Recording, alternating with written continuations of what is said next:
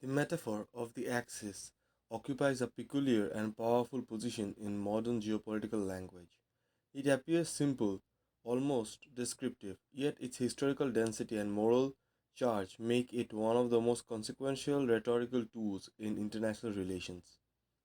To invoke an axis isn't merely to describe alignment, it is to summon a lineage of envy, evil, to impose moral clarity onto structural ambiguity, and to accelerate the transformation of rivalry into inevitability. The contemporary use of the term, whether as axis of evil or axis of resistance, axis of autocracies, or axis of upheaval, reveals far more than political objectives to those who deploy it than the actual configuration of global power. The axis is not an analytical category, it's a world making device. Historically, the word axis entered geopolitics through symbolism rather than precision. Benito Mussolini in 1936 declared of a Rome Berlin axis was not grounded in a fully articulated military doctrine or institutional alliance. It was theatrical, ideological, and aspirational. Mussolini was asserting a vision of Europe reorganized through fascist power, not mapping an operational system of coordination. Yet, World War II retroactively hardened the term. Germany, Italy, Japan became the Axis powers not simply because of alliance treaties, but because their defeat required the victorious powers to construct a clear moral narrative. A world divided between legitimate order and absolute menace. From that moment onward, Axis ceased to be a neutral geometric metaphor and became a moral judgment disguised as structure. The moral sedimentation is crucial. Unlike terms such as bloc, coalition, or alignment, the word axis doesn't merely indicate cooperation, it implies conspiracy, unity of intent, and existential threat. It presumes deception, coordination, and expansionist ambition, even when empirical evidence is thin. In short, it collapses difference into sameness. Once the original Axis power were destroyed in 1945, the term fell out of regular use precisely because it was too heavy, too final, too isolated with total war. It lingered as historical relic until it was revived deliberately. The resurrection of the term in the early 21st century was not accidental. When US President George W. Bush labeled Iran, Iraq, and North Korea as an axis of evil in 2002, he was not identifying an existential alliance. These states had no shared common structure, no unified strategy, and in some cases, mutual hostility. The phrase functioned instead as narrative alchemy. Three distinct policy problems were fused into one single moral threat. This linguistic fusion accompanied several strategic objectives simultaneously. It simplified public understanding, morally elevated US policy, foreclosed diplomatic flexibility. Once states were branded as part of an evil axis, engagement became suspect, compromise became appeasement, and a metaphor didn't describe reality, it reshaped it.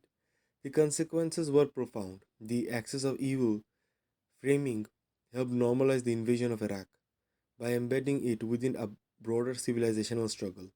It also rendered negotiations with Iran and North Korea politically toxic for years. But because diplomacy was impossible, but because not because diplomacy was impossible, but because language had already moralized the battlefield.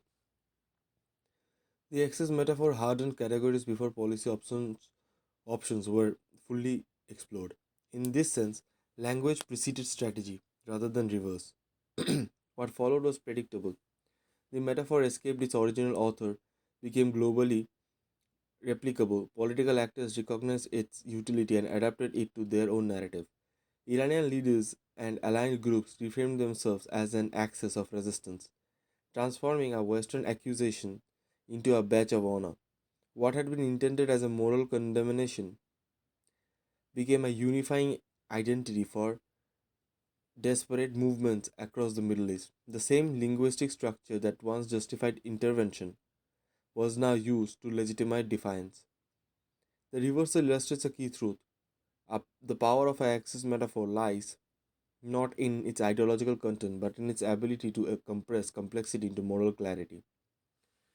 The Russian invasion of Ukraine in 2022 triggered yet another revival. Western analysts began speaking of an axis of upheaval or an axis of autocracies,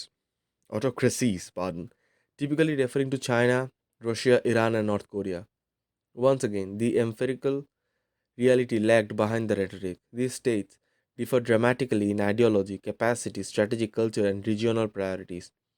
Their cooperation is often transactional, situational, and limited. There is no equivalent of NATO's integrated command structure, no unified grand strategy, and no shared vision of global order beyond opposition to US dominance. Yet the Axis label persists because it serves a deeper function. It signals that the international system itself is under threat.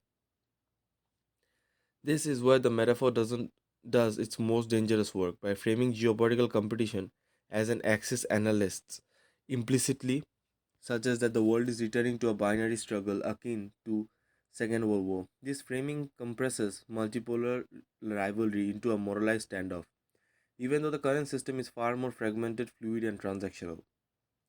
The metaphor reassures domestic audiences by offering a familiar narrative, heroes, villains, and historical precedent, while obscuring the true nature of contemporary power, which is decentralized, asymmetric, and often incoherent. The axis metaphor also reshapes diplomacy. Once states are placed on the axis, engagement becomes morally suspect. Dialogue is no longer a tool of statecraft, but a test of loyalty. This rigidity is often accidental, it's a feature. Moral language disciplines policymakers by narrowing the range of acceptable actions. It also disciplines public by framing dissent as naivety or betrayal. In this way, metaphor governs not only foreign policy but domestic debate. At a deeper level, the persistence of the axis metaphor reveals an anxiety about disorder. Multipolarity is inherently unstable, ambiguous, and difficult to narrate. It lacks the clean geometry of Cold War blocks or the moral clarity of the Second World War. The axis metaphor imposes order on chaos by inventing a center of gravity around which threats supposedly rotate. It creates the illusion of coherence where none exists. The illusion is comforting but also misleading. The most important insight, however, is that metaphors like axis do not merely reflect power, they participate in its construction. Language in geopolitics isn't passive, it shapes threat perception, structure alliances, legitimize violence. To name an axis is to draw a moral map of the world, defining who belongs within the circle of legitimacy, who exists outside it.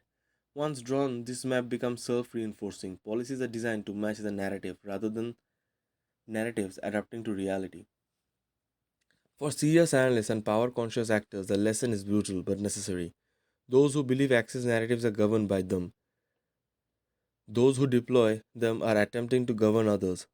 The most dangerous mistake is to confuse metaphor with structure, rhetoric with reality.